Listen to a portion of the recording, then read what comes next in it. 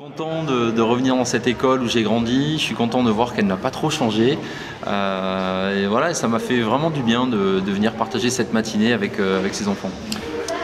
L'objectif en fait c'est de connecter vraiment avec cette génération 2024. Ils doivent vraiment pouvoir profiter de ces jeux.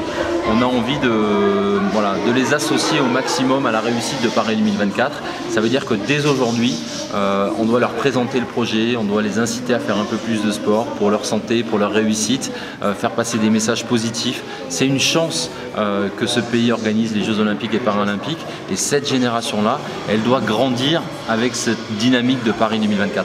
Depuis un an maintenant qu'on a commencé l'organisation de Paris 2024, on travaille avec le ministère de l'Éducation nationale, avec l'État pour quelque part essayer de renforcer un peu la place du sport au sein de l'école et c'est bien de voir qu'il y a une envie collective de faire bouger ces enfants.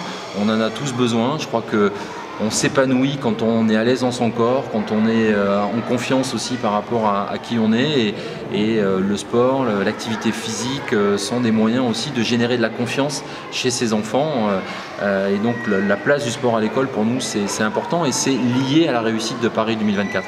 Quand j'avais votre âge, je rêvais de faire du sport de compétition parce que j'étais fasciné quand je regardais les Jeux Olympiques à la télévision.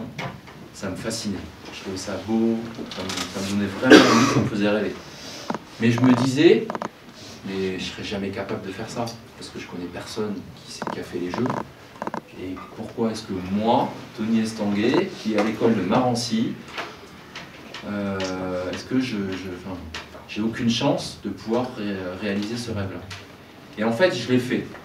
Et en fait, j'avais vraiment envie de venir vous dire que vous, là, en étant assis dans cette classe, vous pouvez réaliser vos rêves. Et c'est important d'avoir des rêves dans la vie. Vraiment.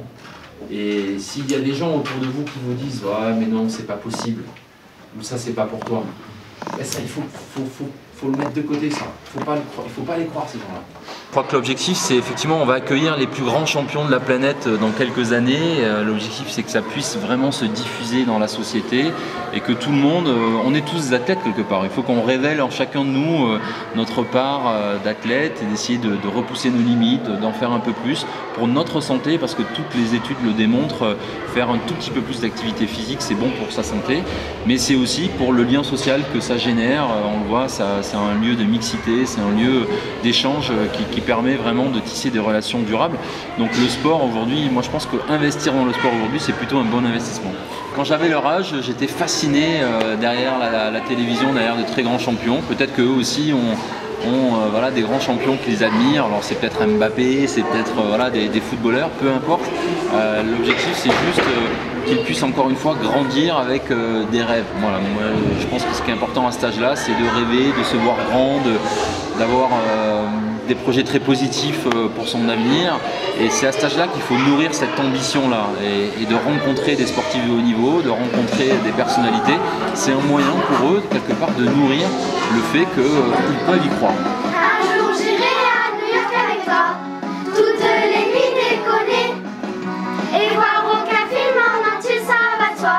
Avoir la vie partagée, tailladée, bercée par le ronron de l'air conditionné, dormir dans un hôtel délaté, traîner du côté gay, voir encore se serrer, voir leur cœur se vider et saigner, oui saigner. Un jour j'irai là-bas. Merci beaucoup. Merci.